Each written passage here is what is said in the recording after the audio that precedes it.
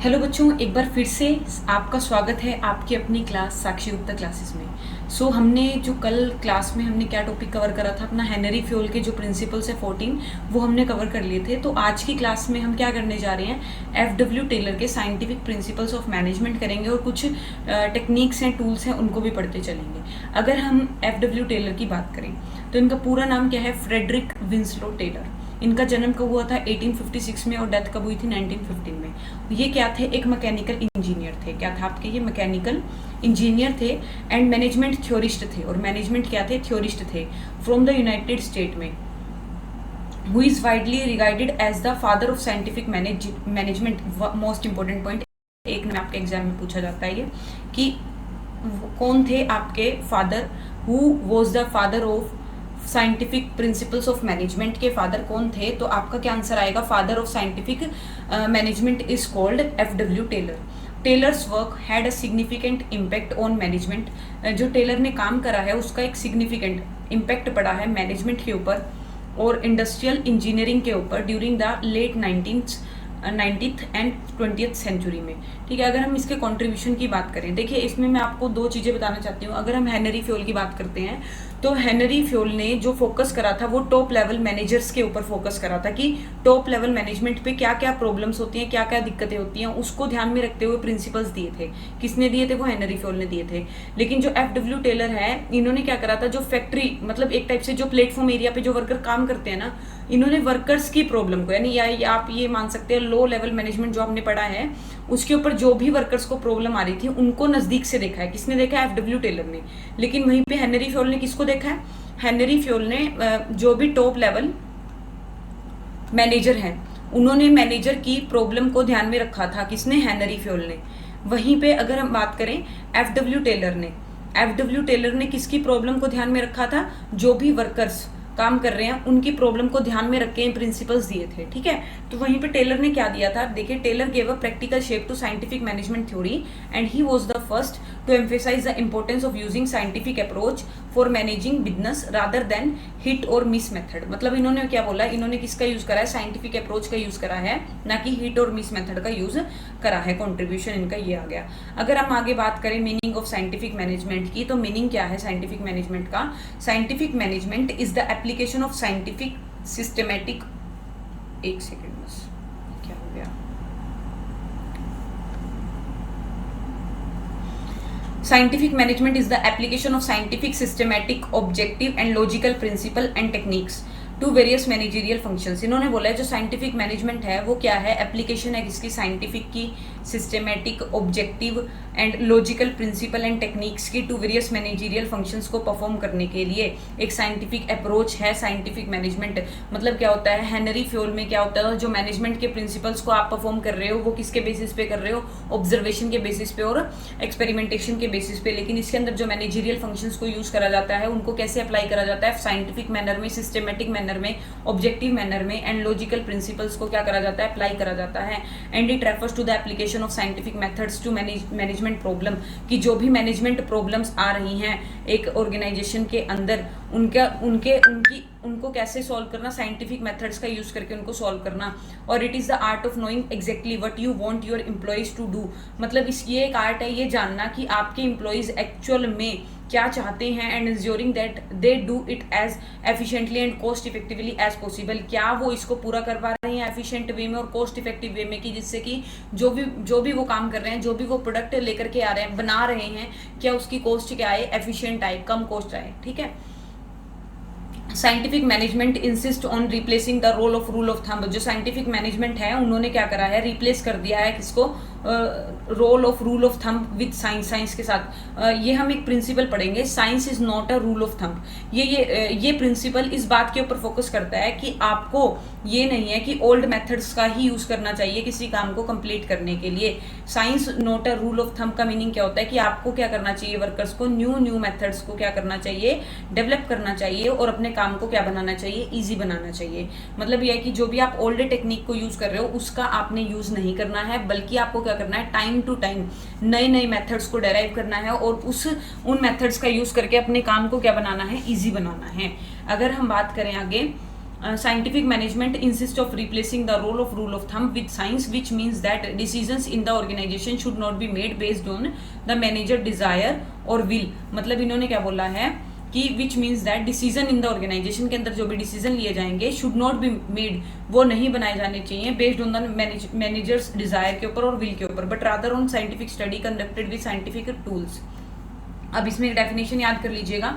Scientific management means knowing exactly what you want, कि आप क्या चाहते हो, एक मैन क्या करना चाहता है, और उसके बाद ये देखना क्या वो इसको बेस्ट वे में कंप्लीट कर रहा है और चीपेस्ट वे में कंप्लीट कर रहा है जिससे कॉस्ट भी क्या है, कम है. उसके बाद आगे हम पढ़ते हैं इनको प्रिंसिपल्स को. मोस्ट इंपॉर्टेंट है भाई, ये मोस्ट इंपॉर्टेंट प्रिंसिपल है 6 मार्क्स के लिए. आप टिक कर लेंगे 6 मार्क्स के लिए, आपको पूछे जाएंगे पेपर के अंदर, ठीक है. और सीबीएसई बोर्ड के लिए 4 मार्क्स के लिए. मोस्ट इंपॉर्टेंट है, मोस्ट इंपॉर्टेंट. इसको मार्क कर लेंगे, स्टार मार्क कर लेंगे इसके ऊपर. Taylor scientific management is based on 4 principle के ऊपर बेस्ड होती है. First one is science not rule of thumb, कि जो साइंस है वो not a rule of thumb. Taylor emphasized scientific study and analyze of each element of a work to replace the old rule of thumb और hit and miss method. मतलब जो इन्होंने पुराने जो मेथड्स को यूज़ कर रहे थे, जो ओल्ड रूल्स को यूज़ कर रहे थे, उसको क्या करा है, रिप्लेस करने का काम करा है. The rule of thumb is not founded on science और प्रिसाइज मेजरमेंट. मतलब ये क्या कर रहा था, एक अच्छा वो नहीं था, इफेक्ट नहीं था. तो यहाँ पे आप ये पढ़ेंगे टेलर किसके ऊपर बिलीव करते हैं, ये देखिए line. Taylor believed that there was only one best method for maximizing efficiency which could be developed through work study and analysis. इन्होंने क्या बोला है कि आपको क्या करना चाहिए, जो भी आपके पुराने मेथड्स हैं उसको स्किप करके आपको नई नई मेथड्स को डेराइव करना चाहिए. और एक ऐसा मेथड ज़रूर होता है जिससे कि आपकी जो एफिशिएंसी हो सके वो मैक्सिमाइज हो सके. और इससे क्या होगा, और वो लेकिन वो मेथड कैसे डेवलप होगा, वर्क स्टडी के बेस पे काम करके आपको पता चलेगा और एनालिसिस करके कि उस काम को और अच्छे ढंग से कैसे कंप्लीट किया जा सकता है. The developed method should be used instead of the rule of thumb. अगला अगर हम टॉपिक की बात करें, अब हम पढ़ रहे हैं for example a standard time और method for preparing task must be scientifically determined and should not be based on estimate के ऊपर बेस्ड नहीं होना चाहिए और एक्सपीरियंस के ऊपर बेस्ड नहीं होना चाहिए और हिट एंड मिस मेथड के ऊपर भी बेस्ड नहीं होना चाहिए. आपको नए मेथड को क्या करना है, उसकी खोज करनी है, एक टाइप से सर्च करना है, इनोवेट करना है और उस मेथड का आपने नए मेथड का यूज़ करना है. और टाइम टू टाइम अगर आपको ये लग रहा है कि वो मेथड भी बेकार हो जाता है तो ये रूल यही कहता है कि आपको नई नई मेथड्स को डेराइव करते रहना है और उसके बेस पे ही आपने क्या करना है, काम करना है. अब आगे अगर हम बात करें हार्मनी नॉट डिस्कॉर्ड, जो ये प्रिंसिपल है ये इस बात के ऊपर फोकस करता है. Those who work together in an organization must work in harmony, कि जो लोग साथ में काम कर रहे हैं एक ऑर्गेनाइजेशन के अंदर उनको कैसे काम करना चाहिए, हार्मनी के साथ काम करना चाहिए. हार्मनी का मीनिंग क्या होता है, कोऑपरेशन के साथ काम करना चाहिए. That is with mutual give and take and proper understanding के साथ काम करना चाहिए. म्यूचुअल गिव एंड टेक का मीनिंग क्या होता है कि अगर एक वर्कर ने आज आपकी हेल्प करी है तो आपका फर्ज बनता है, अगर वो बीमार है तो आप उसकी हेल्प करो, ठीक है, उसके काम को आप कंप्लीट करो. तो प्रॉपर क्या होना चाहिए, म्यूचुअल गिव एंड टेक होना चाहिए और प्रॉपर अंडरस्टैंडिंग होनी चाहिए. Taylor recognized the existing class, जो टेलर है वो रिकॉग्नाइज करता है एग्जिस्टिंग क्लास को.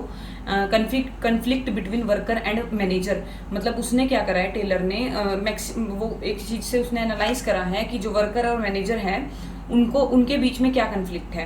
ही emphasise the importance of avoiding conflict between worker and manager and insisted that both should recognise the value of the other and work together to achieve organisational goals.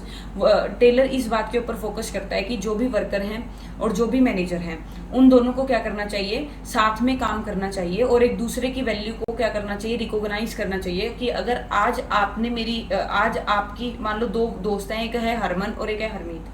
अगर आज हरमन ने हरमीत की help करी है तो अगर हरमन ने हरमीत की हेल्प करी है और हरमन को कभी जरूरत पड़े तो हरमीत को भी किसकी हेल्प करनी पड़ेगी, हरमन की हेल्प करनी पड़ेगी. तो ये क्या हो गया, तभी वो क्या कर पाएंगे, गोल्स को अचीव कर पाएंगे. तो इसमें एग्जांपल में आ जाएगा workers must work hard, workers को हार्ड वर्क करना चाहिए. टू इंक्रीज प्रॉफिट को मैक्सिमाइज करने के लिए, और management must share the increased profit with worker, और मैनेजमेंट को भी शेयर करना चाहिए इंक्रीज्ड प्रॉफिट्स को वर्कर के साथ। मतलब कहने की बात यह है कि दोनों को मिल बांट के काम करना चाहिए। मान लो दो दोस्त हैं, एक धीरज है और एक अभिषेक है, और धीरज और अभिषेक ने पार्टनरशिप में वो क्या कर रहे हैं, काम कर रहे हैं। बाय चांस अगर धीरज ओनर है बिजनेस का, ठीक है, धीरज ने अपने साथ अपने दोस्त को ऐड कर लिया है। धीरज क्या है, एक मैनेजर का काम कर रहा है, और जो अभिषेक है वो वर्कर का काम कर रहा है। अगर बाय चांस क्या होता है कि फर्म के अंदर बहुत ज्यादा प्रॉफिट्स हो जाते हैं, बहुत ज्यादा प्रॉफिट्स हो जाते हैं, तो अभिषेक को क्या करना पड़ेगा, जो भी उसके प्रॉफिट्स है ना, धीरज को क्या करना पड़ेगा, जो भी इतने सारे प्रॉफिट्स हुए हैं उसको अभिषेक को बांटना होगा। तो यही बोला गया कि आपने हार्मनी बना के चलना है, कोऑपरेशन के साथ काम करना है, जिससे कि अभिषेक भी क्या हो सके, मोटिवेट हो सके, और वो और अच्छे ढंग से क्या कर सके, काम कर सके। अब आगे हम बात करते हैं थर्ड, कोऑपरेशन नॉट इंडिविजुअलिज्म। यही है, it is the extension of the principle of harmony. जो आपने पिछला प्रिंसिपल पढ़ा है ना, हार्मनी नॉट डिस्कॉर्ड, उसी का एक्सटेंशन है ये। There should be total cooperation between management and employee rather than individualism. मतलब क्या होनी चाहिए, जो भी मैनेजमेंट है और जो भी एम्प्लॉयज है, दोनों के बीच में कोऑपरेशन का होना जरूरी है, ना कि इंडिविजुअलिज्म का, कि मैनेजर सिर्फ अपना सोचे भी हाँ अगर हमें प्रॉफिट हो रहा है तो हम ही रखेंगे, एम्प्लॉयज को हमें नहीं बांटना है। नहीं, ऐसा नहीं करना आपने क्या करना है कि जो मैनेजर्स हैं और जो एम्प्लॉयज हैं उनको क्या करना है, प्रॉफिट को बांटते चलना है। वो आगे आ जाता है एम्प्लॉयज हेल्पफुल आइडियाज। एम्प्लॉय के जो हेल्पफुल आइडियाज हैं शुड बी अनकरेज, उनको अनकरेज करा जाना चाहिए। बाई चांस 4 दोस्त हैं, एक हरमन है, एक हरमीत है, एक अभिषेक शर्मा है, और एक अगर हम बात करें, ये मेरी स्टूडेंट्स है, हरमन हो गया, हरमीत हो गया, अभिषेक हो गया, और चौथा कौन हो गया, धीरज हो गया। ये चारों काम कर रहे हैं, ठीक है, चारों काम कर रहे हैं। उसमें से मान लो जो धीरज है उसकी फर्म है और तीनों वर्कर हैं, और धीरज को क्या करना चाहिए, सपोर्ट करना चाहिए अपने वर्कर्स को। धीरज को क्या करना चाहिए, सपोर्ट करना चाहिए, अनकरेज करना चाहिए, उनसे भी गाइडेंस लेनी चाहिए कि हाँ तुम बताओ हमने इस प्रोडक्ट को बनाना है और किस ढंग से हम बना सकते हैं जिससे कि हमारी कॉस्ट कम आए और बेस्ट क्वालिटी का हम क्या कर सकें, प्रोडक्ट बना सकें। तो यही है कि एम्प्लॉइज हेल्पफुल आइडियाज, जो एम्प्लॉय के हेल्पफुल आइडिया है उनको क्या किया जाना चाहिए, अनकरेज किया जाना चाहिए। And worker should be discouraged from going on strike और मेकिंग अनरीजनेबल डिमांड। मतलब इससे क्या होगा, डिस्करेज नहीं करना चाहिए वर्कर्स को। अगर आप डिस्करेज करोगे तो वो क्या करेंगे, स्ट्राइक पे बैठ जाएंगे, ठीक है, और अनरीजनेबल डिमांड्स करेंगे, ठीक है। For example workers can be involve in determining work standard by management. मतलब मैनेजमेंट जो भी वर्क के स्टैंडर्ड बना रही है कि आपने 100 टीवी सेट्स बनाने हैं, ये आपने एक गोल सेट कर लिया है, तो उसके अंदर वर्कर्स को भी वो करना चाहिए, इन्वॉल्व करना चाहिए। Workers will become more involve, मतलब वर्कर्स क्या होंगे, इससे इन्वॉल्व फील करेंगे, and they will perform better as a result of the same. तो इससे रिजल्ट भी क्या आएंगे, आपके बेटर आएंगे। जैसे यहाँ पे एग्जाम्पल है, देखिए ये आपका बॉस है, नहीं ये बॉस है और ये आपका वर्कर है। बॉस ने कहा you deserve a bonus because of your effort we have earned huge profit. मतलब आपकी वजह से हमें काफी सारे प्रॉफिट्स हुए हैं, तो इस वजह से हम आपको क्या दे रहे हैं, बोनस दे रहे हैं। और फिर वर्कर क्या बोलता है, thank you so much sir. तो आप ये ऐसे डायग्राम्स पेपर के अंदर बना के आ सकते हो, जरूरी नहीं है ऐसे लोग बनाने, ऐसा बना सकते हो पर्सन, और यहाँ टेबल बना सकते हो ऐसे करके, ठीक है, बनाना चाहते हो। अगर इतनी अच्छी ड्राइंग नहीं है मेरी, आप कर सकते हो ट्राई, ठीक है, आगे समझ नहीं। यहाँ पे ऐसे तो ये ऐसे टेबल बना सकते हो, एक वर्कर यहाँ बिठा सकते हो, इसको बॉस बना देना, यहाँ बॉस लिख देना, यहाँ उसका वर्कर लिख देना, ठीक है। फिर उसकी जो ये लाइन बोली है ये लिख देना, और जो इसने बोला थैंक यू सर ये लिख देना। तो ऐसे आपको मार्क्स अच्छे मिलेंगे। फोर्थ पॉइंट अगर हम बात करें, फोर्थ पॉइंट की देखेंगे, development of each and every person to his or her greatest efficiency and prosperity. आपको क्या करना है, हर एक जितने भी वर्कर आपकी कंपनी के अंदर काम कर रहे हैं, आपने सभी की ग्रेटेस्ट एफिशिएंसी और प्रोस्पेरिटी की क्या करनी है, डेवलपमेंट करनी है। सभी की डेवलपमेंट पे फोकस करना है, सभी वर्कर्स की ग्रोथ पे फोकस करना है, ना कि सिर्फ और सिर्फ आप एक ही वर्कर की ग्रोथ के ऊपर फोकस करोगे। इसमें क्या आता है, this involve taking action to develop the skills of all individual in an organization after scientific selection. मतलब क्या है, जब आपने एक वर्कर को सिलेक्ट कर लिया अपनी फर्म में काम करने के लिए, तो आपको क्या करना पड़ेगा, जितने भी वर्कर्स हैं सभी की स्किल्स को डेवलप करने पे काम करना पड़ेगा। और साथ में जो ट्रेनिंग है उनको सबको प्रोवाइड करवाओगे, ना कि 1-2 वर्कर को प्रोवाइड करवाओगे। उसके बाद असाइन कर दोगे वर्क को, टू देयर बिहेवियर और एबिलिटीज़ के बिहाफ पे कि कौन सा वर्कर किस काम को करने में बेस्ट है, उस हिसाब से उसको काम को बांटना है। And this will increase productivity, इससे प्रोडक्टिविटी इंक्रीज होगी। And by fully utilizing the worker skill, worker की स्किल भी इससे क्या होगी, इंक्रीज होगी। फॉर एग्जाम्पल देखिए, companies now send their employees to seminar. अब कंपनीज कहाँ भेजती हैं अपने एम्प्लॉइज को, सेमिनार में भेजती हैं, led by eminent management expert to help them grow and prosper, जिससे कि क्या हो सके, जो मैनेजमेंट एक्सपर्ट उनकी हेल्प करेंगे वर्कर्स की, उनको ग्रो करने में, प्रोस्पर करने में। ठीक है, ये आपको ये एग्जांपल दे रखा है कि जैसे ये वर्कर्स हैं एक टाइप से, जैसे आप पौधों में पानी डाल रहे हो, मान लो अगर आप इस पौधे में पानी डालोगे तो यही ग्रो करेगा, तो ये पीछे रह जाएंगे। तो कहने की बात है आपको तीनों को इक्वल समझना है, तीनों को इक्वली क्या करनी है, जो भी ट्रेनिंग है वो प्रोवाइड करवानी है, उनकी क्या करना है, स्किल्स के ऊपर काम करना है। तो ये सारा कुछ आ जाएगा। उसके बाद आ जाती हैं साइंटिफिक टेक्निक्स। मेरे ख्याल से कल कर लेंगे, मेरे हाथ में ना चोट लगी हुई है तो इस वजह से लिखा नहीं जा रहा। तो अब आपने क्या करना है, हमारे चैनल को क्या कर लेना है, लाइक कर लेना है, शेयर कर लेना है और सब्सक्राइब कर लेना है। और अगर कोई भी दिक्कत परेशानी आपको आ रही है किसी भी टॉपिक में, अगर आपको नहीं समझ आ रहा है, तो मेरी आपसे रिक्वेस्ट है, प्लीज़ कमेंट बॉक्स में ज़रूर से मुझे बताइएगा। कमेंट बॉक्स में अगर आप कमेंट करते हैं तो वो मेरा एक टाइप से फीडबैक की तरह काम करता है, मुझे पता चलेगा मुझ में कहाँ कमी है, मैं उसको सुधारने की कोशिश करूँगी। तो मेरी आपसे रिक्वेस्ट है कि अगर आपको कोई टॉपिक नहीं समझ आ रहा है बच्चों, तो बेझिझक आप कमेंट बॉक्स में मैसेज करिएगा। उसकी मैं डेली कमेंट देखती हूँ, जो भी कमेंट्स आएंगे उसके बेसिस पे आपके लिए वीडियो लेकर के आई जाएगी। ठीक है जी, तो आपने क्या करना है, कमेंट ज़रूर से करना है, फीडबैक ज़रूर से देनी है। ये फीडबैक मेरे लिए ज़रूरी है क्योंकि मैं आपको पढ़ा रही हूँ, तो मेरे को सिर्फ फीडबैक चाहिए आपसे कि आपको फीडबैक देनी है कि आपको समझ आ रहा है नहीं आ रहा है। एक कमेंट ज़रूर करिएगा। ठीक है जी, लाइक कर देना, शेयर कर देना, सब्सक्राइब कर देना। और आपने सब्सक्राइब कर रखा होगा, लेकिन अगर आप नए हैं चैनल पे तो प्लीज़ लाइक करें, शेयर करें और सब्सक्राइब करें हमारे चैनल को। Thank you.